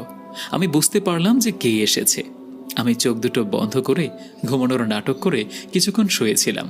আমি দেখি ইয়ামিন আস্তে আস্তে আমার কাছে আসলো। আমি খুব সুন্দর করেই সেজেছি, সে তো দেখি অনেক মুগ্ধ হয়ে আমার দিকে তাকিয়ে আছে। ইয়ামিন আমাকে ডাকতে শুরু করলো, ঈশিতা, এই ঈশিতা, ওঠো, আমি এসেছি। কিন্তু আমি তার ডাকে কোনো সাড়া দিচ্ছিলাম না, আমি চুপটি করে ঘুমানোর নাটক করছিলাম। ইয়ামিনের নজর যখন আমার কোমরের মাঝে ছোট্ট তিলটার দিকে নজর পড়ল, তখন সে আর নিজেকে ধরে রাখতে পারল না, আস্তে আস্তে করে আমার পাশে এসে বসলো। তারপর কোমলভাবে তার 2টি হাত আমার কোমরে রাখলো আর আলতোভাবে হাত দুটো বুলাতে শুরু করলো। আমি আর বেশিক্ষণ নিতে পারলাম না, আমার হার্টবিট যেন বেড়ে যাচ্ছিল, ঘাড়ের পাশ দিয়ে কেমন একটা লাগছিল। তখন আমি আর ঘুমানোর নাটক করতে পারলাম না। আমি এক লাফে শোয়া থেকে উঠে বসি আর তার হাত দুটো ধরে বলি, বন্ধ করো, কি করছো তুমি? বন্ধ করো এবার। উফ, তোমাকে শিক্ষা দিতে গিয়ে আমি নিজেই শিক্ষা পেয়ে গিয়েছি। শুধু সুযোগ খোঁজো, তাই না? সব সময় মাথা শুধু ওই একটা জিনিসই ঘোরে। ইয়ামিন তখন আমাকে বলল, বিশ্বাস করো ঈশিতা, আমার এমন কোনো ইচ্ছা ছিল না, কিন্তু তোমার ওই কোমরের তিলটা না আমার মাথা নষ্ট করে দিয়েছে।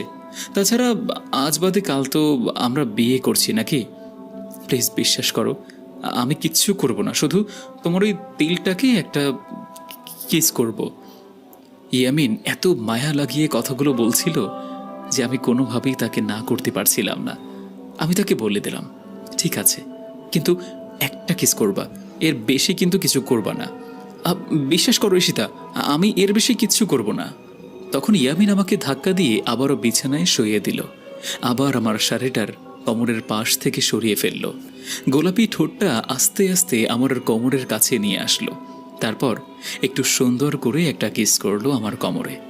আমার উত্তেজনা বেড়ে গেল, আমার হার্টবিট বেড়ে গেল। ইয়ামিন সেখান থেকে উঠে আমার ঘাড়ে একটা কিস করলো। আমি যেন পাগল হয়ে যাচ্ছিলাম। আমি তাকে আটকাতে চেয়েও আটকাতে পারছিলাম না। ইয়ামিন তারপর আমার ঠোঁটে কিস করা শুরু করলো। আমি মনে মনে ভাবছিলাম, আজ বাদে কাল আমাদের বিয়ে। কিন্তু ইয়ামিনের অবস্থা দেখে মনে হচ্ছে সে আজকেই বাসর করে ফেলবে। তাকে আটকানো দরকার। আমি ইয়ামিনকে একটা ধাক্কা দিয়ে সরিয়ে দিলাম আর বললাম, কি করছো ইয়ামিন এগুলো? শান্ত হও, কালকে তো আমাদের বিয়ে, আর আমি তো তোমারই নাকি? পাগল হয়ে যেও না প্লিজ। ইয়ামিন তখন আমাকে বলল, আচ্ছা ঠিক আছে, বাদ দিলাম এগুলো। আচ্ছা শোনো ঈশিতা, আমরা বিয়ের পর কিভাবে সংসার করব? আমি ইয়ামিনকে বললাম, শোনো, দিনের বেলায় আমরা মানুষদের মাঝে থাকবো, তুমি ছোটোখাটো একটা মাদ্রাসায় জব করবে, আর দিন শেষে বাসায় আসবে। আর রাত যখন গভীর হবে তখন তুমি আর আমি তোমার দুনিয়ায় চলে যাব, কারণ তুমি একজন রাজা, তোমার কিছু দায়িত্ব আছে, সেগুলো পালন করবে। ইয়ামিন আমাকে বলল, তুমি কখনো আমাকে ছেড়ে যাবে না তো? তখন আমি ইয়ামিনকে বললাম, আমি যতদিন বাঁচব তোমার সাথেই বাঁচব। তারপর আমরা একে অপরকে জড়িয়ে ধরে ঘুমিয়ে পড়লাম। ভোর হওয়ার সাথে সাথে ইয়ামিন আমাকে ঘুম থেকে তুলে বলল, ঈশিতা, তাহলে আজকে আমি আসি, হ্যাঁ? রাতে আবার আসব, সেটা জামাই সেজে। যেটা গতকাল রাতে করতে যাওনি সেটা কিন্তু আজকে রাতে দিতে হবে। আমি ইয়ামিনকে বলি, আমি তোমার জন্য বউ সাজে অপেক্ষা করব। ইয়ামিন আমার থেকে বিদায় নিয়ে চলে গেল। আজকে পবিত্র জুমার দিন। আজ রাতেই বাবা আমাদের দুহাত এক করে দিবেন। বাড়ি ভর্তি মানুষজন, সকলের বিয়ের আয়োজন নিয়ে অনেক ব্যস্ততা, আর আমি ব্যস্ত আমার ভাবনাকে নিয়ে। আজকে আমাদের বাসর রাত। এই রাতটাকে নিয়ে আমার কত আশা ছিল। আজকে আমি বাসর করব একটা জিনের সাথে। ভাবা যায় বিষয়টা? ইয়ামিন ও ইমাম সাহেব বিকেলের ভেতরেই বাড়িতে আসার কথা ছিল। মাগরিবের পরে আমাদের বিয়ে। তবে বিকেল গড়িয়ে সন্ধ্যা নেমে এলো। না আছে ইমাম সাহেবের খোঁজ, আর না আছে ইয়ামিনের খোঁজ। আমরা অনেক টেনশনে পড়ে গেলাম, কেন আসছে না তারা এখনো? বাবা, চাচা আর আমার চাচাতো ভাই এগিয়ে গেল মাদ্রাসার দিকে দেখার জন্য আসলে কি হয়েছে, তারা কেন এখনো আসছে না। কিন্তু তারা মাদ্রাসায় গিয়ে দেখে সেখানে ইমাম সাহেব নেই। মাদ্রাসার অন্যান্য লোকেরা বলছে, ইমাম সাহেব ও ইয়ামিন আপনাদের বাড়ির দিকেই তো রওনা করলো, আর 2 থেকে 3 ঘন্টা আগেই রওনা করেছে। কি হচ্ছে এসব? তারা যদি বিয়ের জন্য মাদ্রাসা থেকে আমাদের বাড়িতে আসার জন্যই রওনা করে থাকে, তাহলে মাঝপথে তারা কোথায় হারিয়ে গেল? বাবা, চাচা ও আমার চাচাতো ভাই বাড়িতে ফিরে আসে। বিয়ের আয়োজন বন্ধ হয়ে গিয়েছে। সবার মনটা খুবই খারাপ। কি হলো, কেন হলো, কেউ কিচ্ছু বুঝতে পারছে না। আমি আমার ঘর লাগিয়ে দিয়ে একা একা ফুপিয়ে ফুপিয়ে কান্না করছি। ইয়ামিন এমনটা করতে পারলো? সে যদি আমাকে বিয়ে নাই করতে চাইতো তাহলে বললেই হতো। এভাবেই আমার বাবা মার মান সম্মান নিয়ে খেলার কোনো অধিকার তো নেই তার। দরজার বাইরে থেকে তানিয়া এসে আমাকে ডাকছে, ঈশিতা, যা হওয়ার তা হয়ে গিয়েছে। সারাদিন তুই কিচ্ছু খাসনি, আয় বোন, একসাথে খেয়ে নেই আমরা। তানিয়া, তুই যা তো, আমার কোনো ক্ষুধা নেই, আমি ঠিক আছি। তোরা আমাকে নিয়ে একদম চিন্তা করিস না। তুই একটু আমার বাবাকে দেখ, অনেক কষ্ট পেয়েছে হয়তো। আমি কোনো দিনই ইয়ামিনকে মাফ করব না, কোনো দিন না। সে আমার জীবন নিয়ে এভাবে খেলা করলো। সে এত নিষ্ঠুর কি করে হলো বলতো? ঈশিতা, সব ঠিক হয়ে যাবে বোন, তুই দরজাটা খুল না প্লিজ। তোকে বললাম তো আমি ঠিক আছি, তুই যা এখান থেকে। তানিয়া তখন চলে গেল। তানিয়া যাওয়ার পর আমি আমার বিছানায় শুয়ে পড়ি। আমি আমার মনে অনেক আঘাত পেয়েছি। আমি ইয়ামিনকে অনেক ভালোবেসে ফেলেছি। সে আমার সাথে এত বড় একটা চিট করেছে, তারপরেও না তাকে আমার মন থেকে কোনো অভিশাপ দিতে পারছিলাম না। কান্না করতে করতে আমি একটা পর্যায়ে ঘুমিয়ে পড়ি। ঘুমের মাঝে আমি খুব অদ্ভুত একটা স্বপ্ন দেখি। আমি দেখছিলাম ইয়ামিন একটি অনেক বড় ঘোড়ার গাড়ির উপরে একটি খাঁচার ভিতর বন্দী আছে। ঘোড়ার গাড়িটি একটি পথ ধরে এগিয়ে যাচ্ছে, আর তার চারপাশে অনেক সৈনিক হেঁটে হেঁটে যাচ্ছে। তার পাশে একটি রাজকীয় পালকি চলছে, আর পালকির পাশে একটি খুব সুন্দর রাজকীয় হাতিও চলছে। হাতিটির উপরে একটি খুব সুন্দরভাবে বয়স্ক লোক বসে আছে। লোকটির পরনে আছে খুব সুন্দর সম্রাটদের মতো পোশাক। হঠাৎ করে সেই বয়স্ক লোকটি সকলকে বলল, সবাই একটু থামো। এটা বলার সাথে সাথেই সেই হাতিটি আস্তে আস্তে নিচু হয়ে গেল, আর সেই সম্রাটের মতো দেখতে বয়স্ক লোকটা হাতি থেকে নেমে এলো। তখন আমি দেখি পাশেই একটি মহিলা ভেতর থেকে বের হয়ে এলো। খুব সুন্দর একটি মহিলা। মহিলাটি খুব সুন্দরভাবে রাজকীয়ভাবে সেজে আছে, যেমনটা আগেরকার দিনের মহারানীরা সেজে থাকত। সেই বয়স্ক লোক আর সেই মহিলাটা আমার দিক করে আমাকে বলতে শুরু করে। এদিকে আমি স্বপ্নের মাঝেই দেখছিলাম তারা আমাকে দেখতে পারছেন। তারা আমাকে উদ্দেশ্য করে বলে, ইয়ামিনকে আমরা নিয়ে যাচ্ছি, সে আর কখনো তোমার জীবনে ফিরে আসবে না। তোমরা যেটা করেছো সেটা ভুল, তোমরা যেটা করতে যাচ্ছিলে সেটাও ভুল। এটা প্রকৃতির নিয়মের বাইরে। সে একটা জিন আর তুমি একটা মানুষের কন্যা। তোমাদের বিয়ে ও বাসর কখনোই হতে পারে না। আমাদেরকে ভুল বোঝো না, আমরা খারাপ কোনো জিন না। আমরা ইয়ামিনের খুবই আপন মানুষ।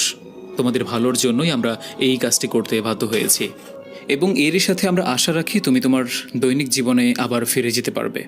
আর ইয়ামিন তোমার সাথে যা যা করেছে তার জন্য আমরা আসলেই লজ্জিত।